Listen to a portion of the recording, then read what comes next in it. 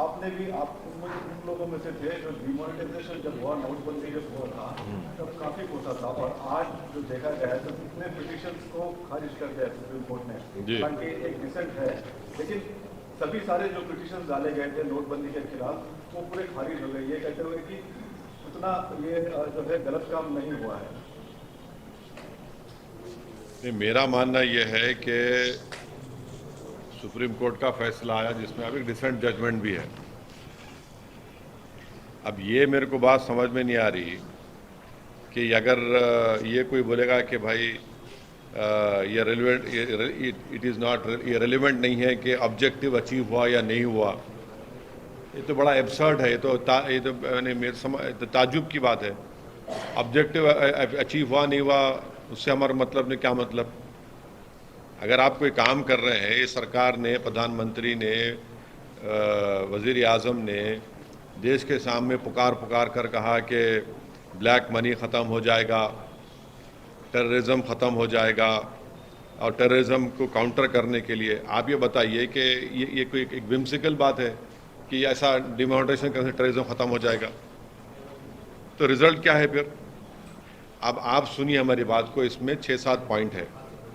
पहली बात तो ये है कि ब्लैक मनी डिस्ट्रॉय करने का ये पर्पस, टेररिज्म काउंटर करने का जो मकसद था, ये सब विम्सिकल था, ये सब था ही नहीं है। ये एक सरासर गलत फैसला देश के प्रधानमंत्री ने लिया, उनकी सरकार ने लिया, और जिससे वो जो कह रहे थे उसका मकसद ही हासिल नहीं हुआ। अब मिसाल के तौर पे 86% करेंसी को नरेंद्र मोदी ने रात में 8 बजे उसको डिनोटिफाई कर दिया। कितने लोग मरे? 100 लोग मरे। इसकी जिम्मेदारी किस पर है? लाखों लोगों का रोजगार से आपने महरूम कर दिया। अब आप एक नैरो लीगल ग्राउंड के ऊपर अपनी अकाउंटेबिलिटी से बच नहीं सकते आप सरकार। भाई इसका political, economical, social, moral responsibility तो देश के प्रधानमंत्री पर आयद होती है।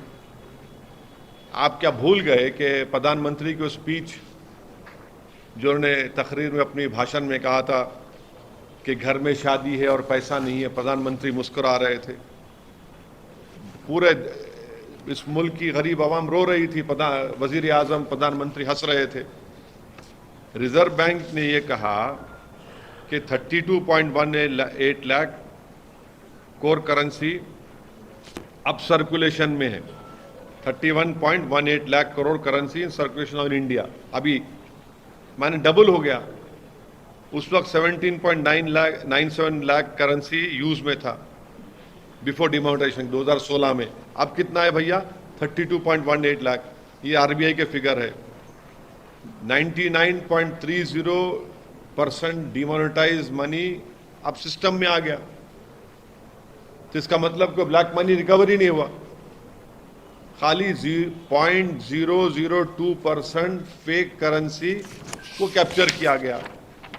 आरटीआई रिप्लाई में आरबीआई ने कह दिया कि डिमोनेटाइजेशन वुड रिजल्ट, आरबीआई ने कहा कि RBI did not believe that demonetisation would result in recovering black money. ये उनका बोलना है।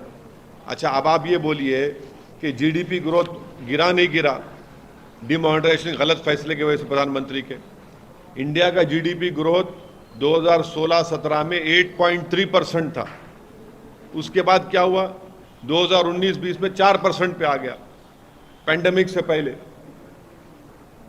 8 से 4% पे आ गया डिमोनेटाइजेशन करने पर। अच्छा, और एक चीज, अजीम प्रेमजी यूनिवर्सिटी की रिपोर्ट है जिसमें अजीम प्रेमजी यूनिवर्सिटी ने रिपोर्ट में अपने कहा कि 50 लाख लोगों की नौकरियां चले गई डिमोनेटाइजेशन की वजह से। आप लोग बाजा बजाओ मीडिया वाले, 50 लाख ये रिपोर्ट उनकी है। दूसरी बात यह है कि डिमोनेटाइजेशन से 5 years prior to demonetisation household financial liability average at 3.06% of gross national disposable income. This went up sharply to 4% of GNDI in 2007 and 18.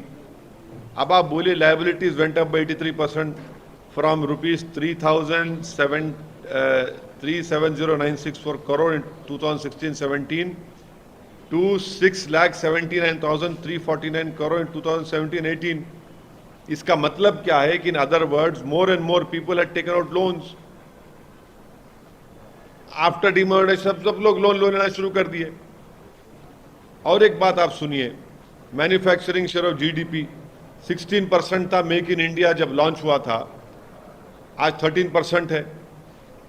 Total jobs in manufacturing sector जो है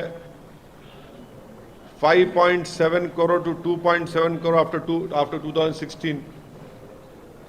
मैन्युफैक्चरिंग सेक्टर में 5.1 करोड़ थे, demonetisation के बाद 2.7 करोड़ हो गए। और एक बात आप लोगों को समझाने के लिए, आज भारत में 5 करोड़ भारत के लोग नौकरियों में हैं, जिसको लेबर फोर्स पार्टिसिपेशन 60% यूएस में है, 70% चाइना में है और 40% भारत में है। अब आप बाजा बजाओ विश्व गुरु बोलो। 5 crore fewer Indians are working today than were before Modi became prime minister. Labour force participation 60% US में है, 70% चाइना में है और भारत में खाली 40% है। लोएस्ट इन साउथ एशिया है। भारत के प्रधानमंत्री वो इंडिया की वर्क फोर्स को श्रिंक कर दिए। ये लेवल ऑफ इनकॉम्पिटेंस है। अब कितना अनएम्प्लॉयमेंट है? 6% के ऊपर है। कितना इन्फ्लेशन है? 6% के ऊपर है। अब आखिरी बात ये है कि ये जो है इट इज ये आर्टिकल 308 का ये मास ग्रॉस वायलेशन है। और हम आपके जरिए से देश के प्रधानमंत्री से बोल रहे हैं कि क्यों नहीं आप डिमोनेटाइजेशन डे मनाइए ना, मनाइए डिमोनेटाइजेशन डे। आपने कहा था कि ब्लैक मनी खत्म हो गया, सेलिब्रेट क्यों नहीं कर रहे? अगर डिमोनेटाइजेशन सक्सेस था तो हम चैलेंज कर रहे बीजेपी से, चलिए आप सक्सेस और मानते तो मनाइए ना, क्यों नहीं मनाते आप? नोटबंदी दिवस मनाइए ना, क्यों नहीं मनाते आप? क्योंकि भारत के प्रधानमंत्री को मालूम कि नोटबंदी से महिलाएं, daily veg workers, handicraft artisans, plumbers, drivers, electricians, plumbers, masons, ये सब बर्बाद हो गए। इसका सोशल पॉलिटिकल रिस्पॉन्सिबिलिटी देश के प्रधानमंत्री और उनकी सरकार पर आयद होती है डिमोनेटाइजेशन के ऊपर। अब आप सुप्रीम कोर्ट के फैसले को लेकर आप बाजा बजाइए, मगर ये सच्चाई है ही नहीं। हम जो मुद्दे आपके ये जो सामने रखे आपके, नोटबंदी दिवस क्यों नहीं मनाती बीजेपी? मनाइए ना। चलिए, अजीम प्रेमजी यूनिवर्सिटी की रिपोर्ट बोल रही कि 50 लाख लोगों की नौकरी चले गई, 100 लोग मर गए। आज कितनी करेंसी सर्कुलेशन में है? 32.18 लाख करोड़ करेंसी सर्कुलेशन में है, जब 17.97 लाख करोड़ थी। और 99.30% डीमोनेटाइज पैसा जो हुआ तो सिस्टम में वापिस आ गया। अब ये क्या है बताओ आप? चलिए नेक्स्ट सवाल आप।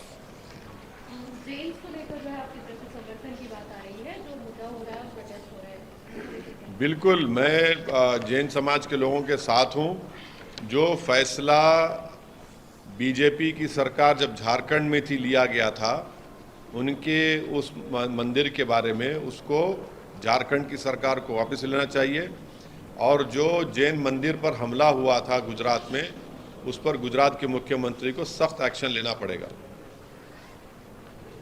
वजह क्या आप बता रहे हैं? आप अपनी तरफ से क्या? अरे वजह भाई उनका रिलीजियस प्लेस है, वहाँ पर आप शूटिंग कर रहे, वहाँ पर उनके उस मंदिर में झारखंड में आप क्या क्या, यानी वो जगह उनके लिए एक पवित्र जगह है उनके लिए। आप वहाँ पर क्या क्या सब तमाशे हो रहे हैं, वहाँ पर गलत है वो, बिल्कुल। वो भाई छोटा समाज है तो उनके भी तो कोई वैल्यू है, उनकी भी तो फीलिंग्स है, उनका भी तो रिलीजियस रेस्पेक्ट करना चाहिए उनके उस चीज़ को। हल्द्वानी को लेकर क्या कहेंगे? आपकी तरफ से समर्थन आ रहा है वहाँ पर, आपका कांग्रेस का समर्थन जो है उनको मिलता है वहाँ पर, क्योंकि वो जमीन को। एक बात सुनिए, जब दिल्ली में इलीगल कॉलोनीज को मोदी सरकार रेगुलाइज करती है दिल्ली में चुनाव से पहले करती है। यहाँ पर 2016 में वही स्टेट गवर्नमेंट ने ये कहा कि ये स्टेट की प्रॉपर्टी है। आज वहाँ की उत्तराखंड की बीजेपी की सरकार ये कह रही है कि स्टेट की नहीं है प्रॉपर्टी।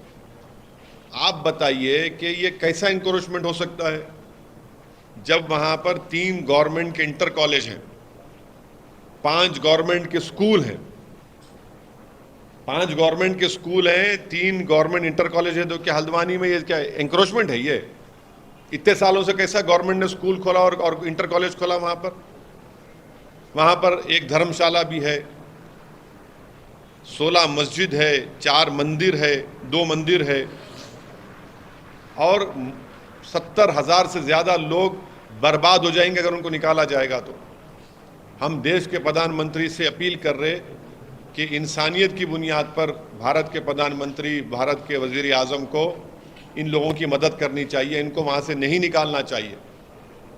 जब भारत के प्रधानमंत्री ने कहा कि 2022 जब आएगा, ख़त्म होगा तो सबको घर मिलेगा, अरे यहाँ तो अब घर से निकाल रहे हैं लोगों को।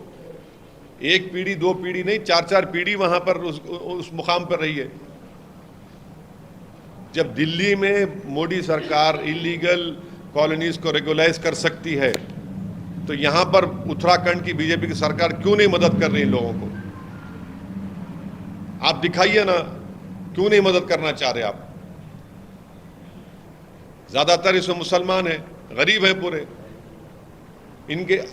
इनके सर से छत छीन लेना, ये कौन सी इंसानियत की बात है?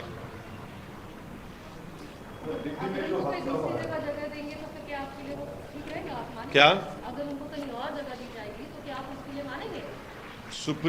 आप हमारा पहला रिक्वेस्ट ये है भारत के प्रधानमंत्री से कि इन लोगों को आप बेघर मत करिए। ये बरसों से वहां पर रह रहे हैं, रो रहे हैं, औरतें रोड पर बैठी हुई हैं पिछले 4 दिन से। कंटिन्यूस हमको फोन आता है, मैसेजेस आते हैं कि 4 दिन बाकी हैं, 5 दिन बाकी हैं, हम क्या करेंगे, हम वहां पर कहाँ जाकर रहेंगे, हम लोग किधर जाकर रहेंगे?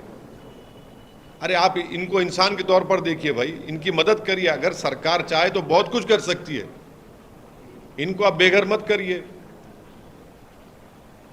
सर, रजौरी में मिलिटेंट्स फायरिंग में 6 लोगों के। हाँ, अब आप सुनिए, डिमोनेटाइजेशन जब हुआ था, क्या कहा था बीजेपी ने? क्या कहा था? पत्थरबाजी खत्म हो गई, टेररिज्म खत्म हो गया। आप बताइए, ये मोदी सरकार की नाकामी है। रजौरी में, जम्मू में ये टेररिज्म फैल रहा है। जम्मू में अब ये कैसा है भैया कि टेररिस्ट कैसा आके मार के जाते हैं? ये मोदी सरकार की नाकामी है। डिमोनेटाइजेशन में तो बड़े दावे किए थे आपने, और आज रजौरी में जिन लोगों को मारा गया हम उसका कंडेम करते हैं। और ये बीजेपी सरकार की सरासर नाकामी है, फेलियर है उनका। ये कश्मीरी पंडित मर रहे हैं, अब तो जम्मू में आ गया, ये। अब आप बताइए इसकी जिम्मेदारी किस पे डालेंगे आप? पॉलिटिकल फेलियर है मोदी सरकार का। यकीनन टेररिज्म पड़ोसी मुल्क से आ रहे हैं, टेररिस्ट आ रहे हैं, मगर आप क्या कर रहे हैं? आपने तो कहा कि 370 हटा दिए तो सब खत्म हो गया। कहां खत्म हो रहा है? सबको मालूम कि टेररिस्ट फर्स्ट जनवरी हो, 15 अगस्त हो, 26 जनवरी हो, ये इन इंपॉर्टेंट डेट्स के ऊपर बराबर कुछ ना कुछ करते, तो आपको तो चौकन्ना रहना चाहिए था।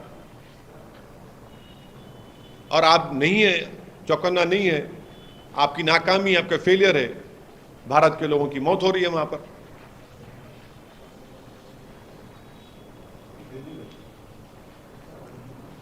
दिल्ली में जो हादसा हुआ है सर, ये एक घिनौना और बर्बरियत की एक मिसाल है। अफसोस इस बात का होता है कि हमारे इस अजीम मुल्क में ऐसे मर्द हजरात हैं जिनके दिलों में एक नफरत है ख़वातीन के बारे में। माने बर्बरियत, हैवानियत की मिसाल है जो दिल्ली में हुआ है। टक्कर मारते हैं और उस लड़की को घसीटते हुए लेकर जाते हैं, उसकी मौत हो जाती है उसमें। जितना भी इसकी मजम्मत की जाए, कंडेमनेशन किया जाए, कम है।